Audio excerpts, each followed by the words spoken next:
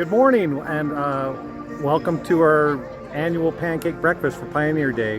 There's a lot of community members out here, a lot of our friends and neighbors here, and plenty of food. It's been a great morning, and everybody's having a good time. We're just getting ready to start with our little short program. And if you want pancakes and sausage patties, it'll be on this side.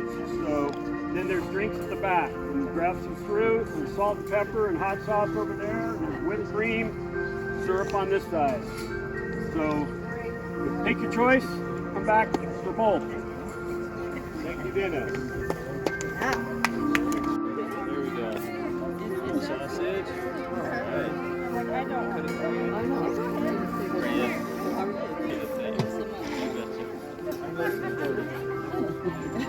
That's a big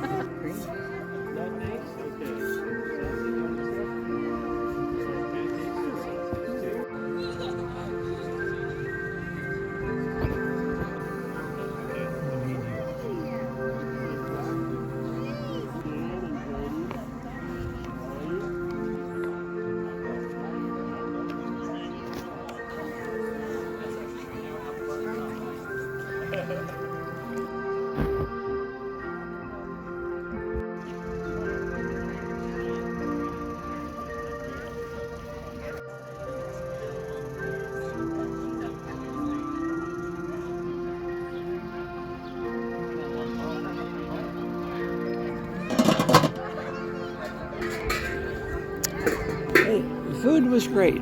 Did you cook it? Some of it. Okay. There you go. Good.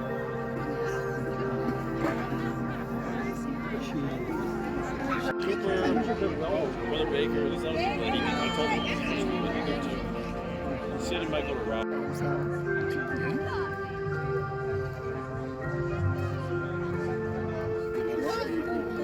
Yeah.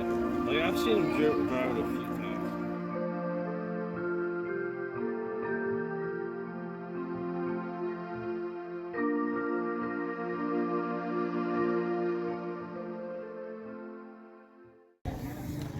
Today, we honor all our pioneers, old and new, for their faith, patience, and perseverance.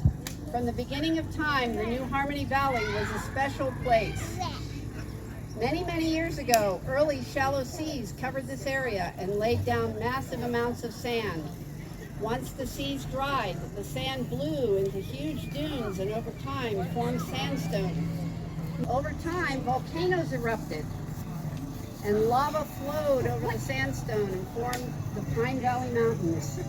The land continued to be shaped by water, wind, and even earthquakes. Right now, we are close to the Hurricane Fault. Then this valley became home to the Southern Paiute Indians. Even now, around many of our homes here in the valley, we can find pottery shards. Dominguez and Escalante were the first Europeans to see this valley and passed right here. Some Paiutes, suspicious of the newcomers, led the group away from Canaraville down to Pintura.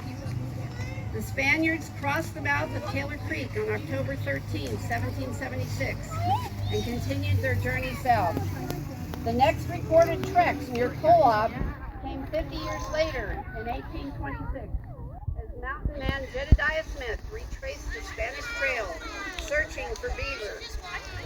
Smith's party turned southwest to the base of the Pine Valley Mountains to cross the Black Ridge. The area was inhabited by Native Americans until the members of the Church of Jesus Christ of Latter-day Saints arrived in Utah in 1847, and Brigham Young called the members to settle many parts of the West. In 1849, Harley P. Pratt led an expedition into what is now Iron and Washington counties.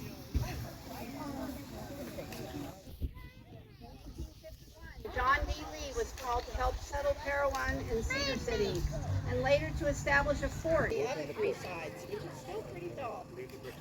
You can still see the fort's foundation near the library on New Harmony Road. On the first water south of the rim of the Great Basin. That location of the first New Harmony Fort was just north of the current Ash Creek Reservoir, west of I-15, about at the end of Badger Way, for those of you that live in Badger Way. Harmony became the first county seat when Washington County was created in 1852. The first recorded journey into Colop Canyons was in 1854 by Mormon apostle Wilford Woodruff, an avid fisherman. Here he is, Wilford. He recorded in his journal that he went fishing in Battle Creek, now known as Taylor Creek, but he caught no fish. We can all relate to that. 3 years after establishing Harmony at Ash Creek, Brigham Young told them to move the fort because it would be flooded. John D. Lee responded and said, "Now I know this is home. The scenery about us is magnificent and inspiring. May the Lord help us to build the new fort strong and well." The old fort washed away 5 years later.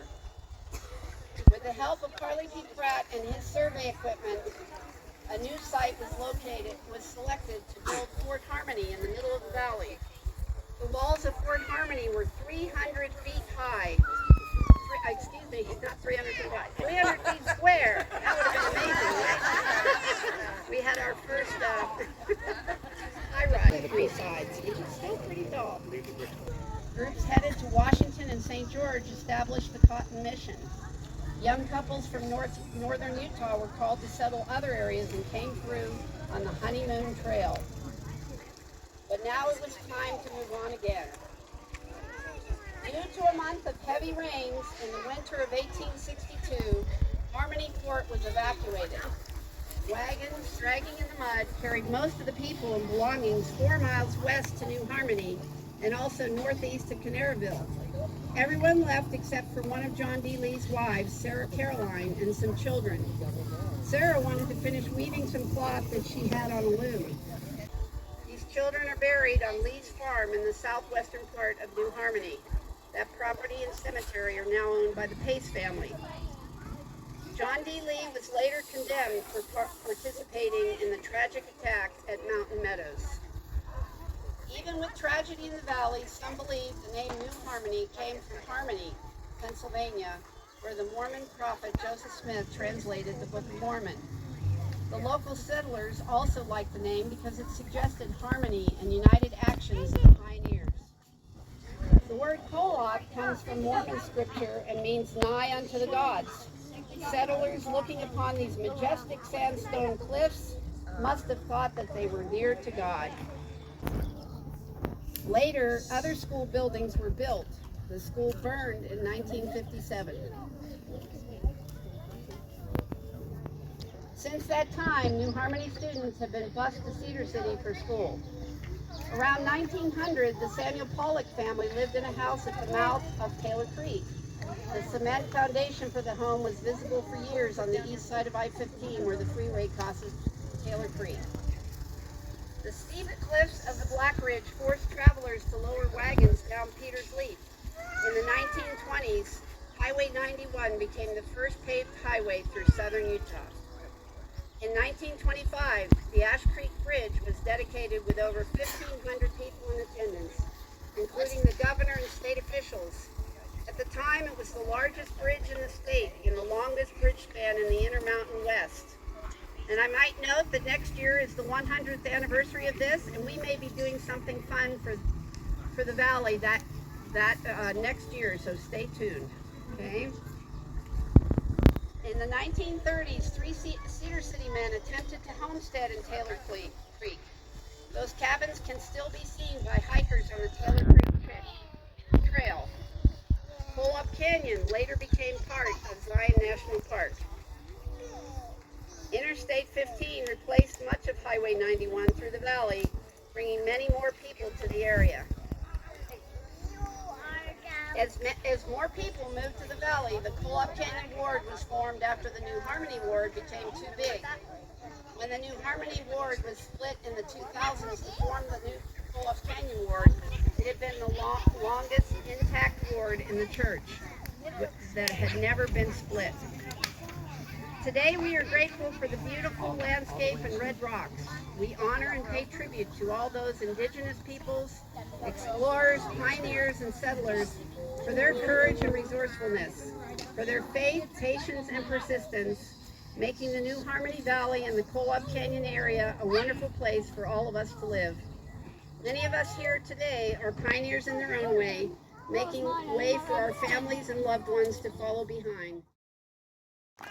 Take 'em out.